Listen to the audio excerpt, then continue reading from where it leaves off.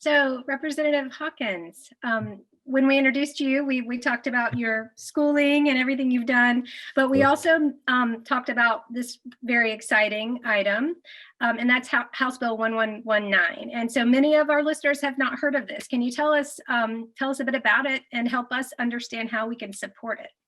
Yeah, well, I'll cut to the second part first. Is you can descend on Raleigh and the state capitol when it is safe to do so, because a bill of this kind, as everyone has mentioned on the phone, they're doing the work in different pockets, but we need to create statewide systems that allow us to reduce food waste across North Carolina.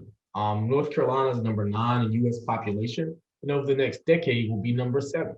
And that's two things that you need to take away from that. First, that's a lot more waste that can be generated. Secondly, that means there's potentially going to be a lot more hungry people.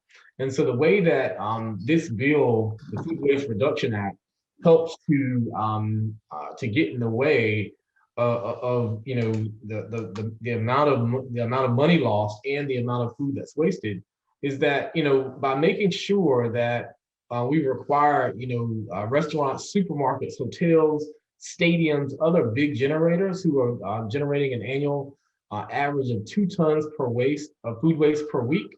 We want to make sure that if they're within 25 miles of an organics recycler, that they have to, just like you just saw in New York, they have to have they have to make sure the excess food goes for human consumption first, if it can, which generates the potential for industry. And so we have Gooder, if you have heard of them, GOODR, they're one of the partners and one of the thought leaders around this topic with us. They're down in Georgia. And so they have the ability to take food in a refrigerated way and make sure that it gets to individuals and to other spaces that need it. And so that it creates an industry, which we have to, because no food should go to waste. So the other piece is not first for human consumption, but if all practical, we want to make sure that it goes for animal feed. The number one economy part of our economy is ag in North Carolina, and so we have a lot of animals in ag and in other spaces that could absolutely use it. Compost, ethanol production, et cetera. Right. So all of those things sort of down the line.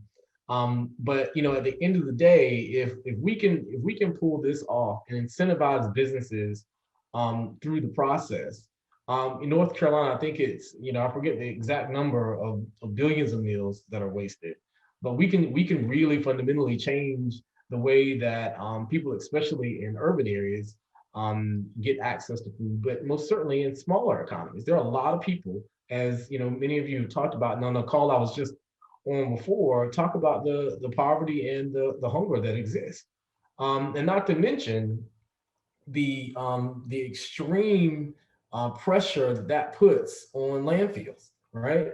And the amount of stuff that just sits there and rots when we could be doing a whole lot more with it, and saving our environment at the same time. And so this is funny enough. I'm a former environmental science teacher, and it's funny how your past follows you.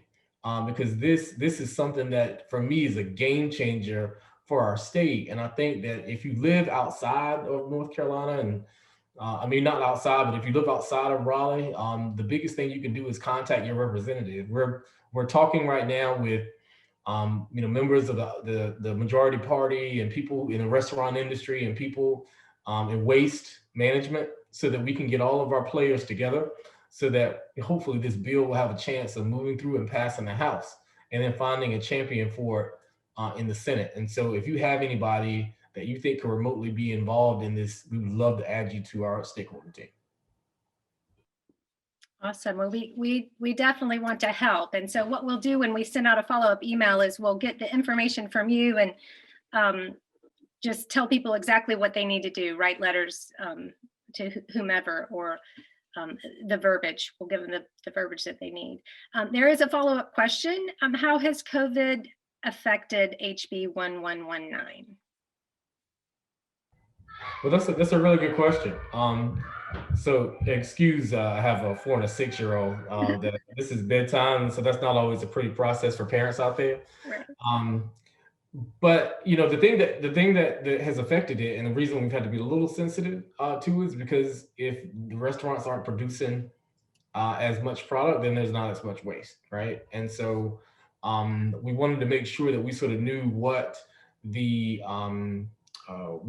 economy would look like, and you know what how that part of the economy would recover. But we still kept the conversations open with their advocates. So the conversation has not gone dead. It's just that we didn't necessarily feel like it was appropriate during the pandemic to put pressure on those. But by thinking about and highlighting the fact that hunger has been exposed, I mean, it was already exposed, but even exposed even further, has opened the conversation with a lot of people. So we've not necessarily put as much pressure on the industry because they're thinking about how they're going to survive. But for the people who are advocating, we've kept the conversation open and shown how this can be a place where everybody wins after we get back to normal.